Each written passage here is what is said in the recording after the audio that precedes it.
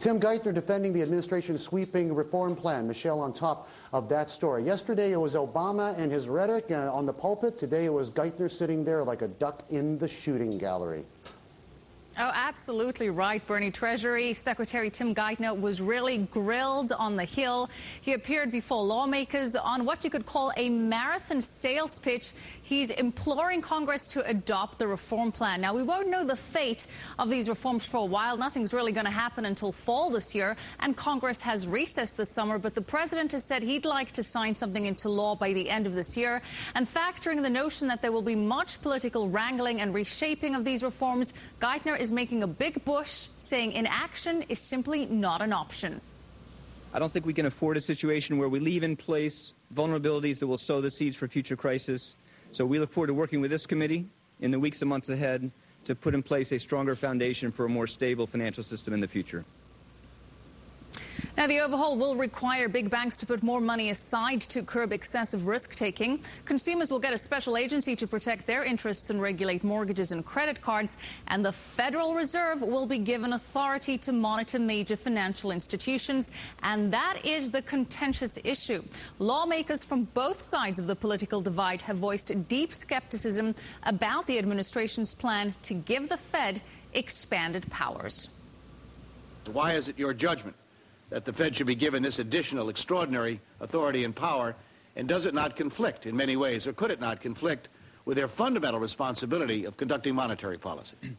The administration's proposal chooses to grant the Fed authority to regulate systemic risk because, quote, it has the most experience to regulate systemically significant institutions. I personally believe this represents a grossly inflated view of the Fed's expertise. So there you have it, Bernie. Many criticizing the Fed directly for not only missing the crisis, but then mishandling its aftermath. And Senator Dodd quoted one critic's view that kind of resonates. He said that giving the central bank more power was like giving a son a bigger, faster car right after he crashed the family station wagon. Bernie? I'd reward my son for crashing a station wagon. He wouldn't be caught dead in one. Thanks, Michelle. Peter Churchhouse has never driven, for the record, a station wagon in his life. He's far too cool and far too composed to be driving something. Well, my like parents' first car was a Volkswagen, and I managed to crash that as well. What did they give you next? They took the car. No, they gave me a 1937 Chev after that. Oh, my goodness. Gee, what loving parents. Everybody should have parents like that. What do you think of this whole reform plan? I mean, I don't know if you noticed, but the irony is that Chris Dodd, right? I mean, one of the stalwarts in the Democratic camp was actually, trying to nail Geithner there. He was a little worried about giving growth hormones to the Federal Reserve. Quite frankly, I think it could have been a lot worse. Yeah. I think a lot of people are sitting back today and saying, hey, this could have been a lot tougher on the financial community.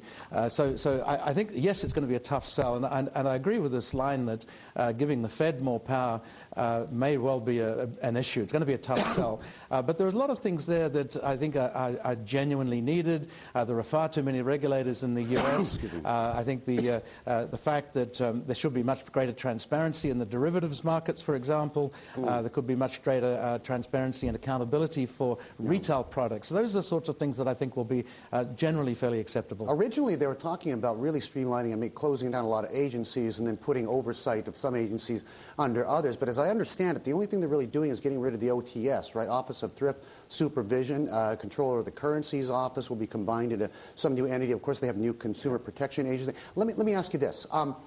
If there is finally going to be, I mean, the hedge fund industry has been basically the wild, wild west for a long time. If they're going to get a Fed breathing down their necks now, what's going to happen there? Are we going to become risk intolerant? And basically, are we going to sort of clamp down on opportunities and creativity, for better or worse? Well, there are a couple of things there. Firstly, 2-3 years ago, they were looking to register hedge funds, and they sort of slowed that process down. So that's coming back into vogue now. I think what it'll do is drive a lot of hedge funds offshore, quite frankly, if they're going to do this. I think there's no problem with just registering hedge funds, but if you start getting into them in terms of making their trades totally transparent and public, that's going to be very, very difficult. That's no fun. There's no more black boxes. It's not a matter of no more fun. It means that you have no competitive advantage. And that, I think, is a no-no in that business. And let's face it, I don't think the hedge funds are a systemic problem. in the U.S. banking system. I think the banking system itself, the fact that you've got commercial banks that are now basically being hedge funds themselves, Yep. I think is a bigger systemic problem than these standalone hedge funds. Wow.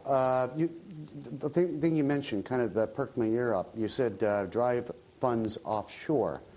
But this overhaul comes at the same time. They're going to be sending the IRS moles to every corner of the earth as well. Crack down on tax evasion, tax havens. Absolutely. You saw what they've been talking about for months now after that G20 meeting. Remember Hu Jintao was rather upset, and Obama had to intervene between a little spat he and Sarkozy of France were having about who was going to be blacklisted because they were like, That's right. I don't want to say money laundering, but havens for excess or something. See, I'm not sure that the tax issue is the main thing that the hedge funds will be worried about. I think it's the transparency issue and having to report to the U.S. authorities every trade that they do and every position that they're in. That, I think, is the biggest problem for them, and because it upsets their competitive advantage. It's not a tax issue, because if you're American, you can't hide the tax man no matter where you are, whether in the Cayman Islands or you're living in outer Mongolia. You're still liable to those taxes. The overhaul, in whatever form it takes, they're going to go through some push and shove and a tug-of-war before they come to some sort of a compromise, and the Republicans have their own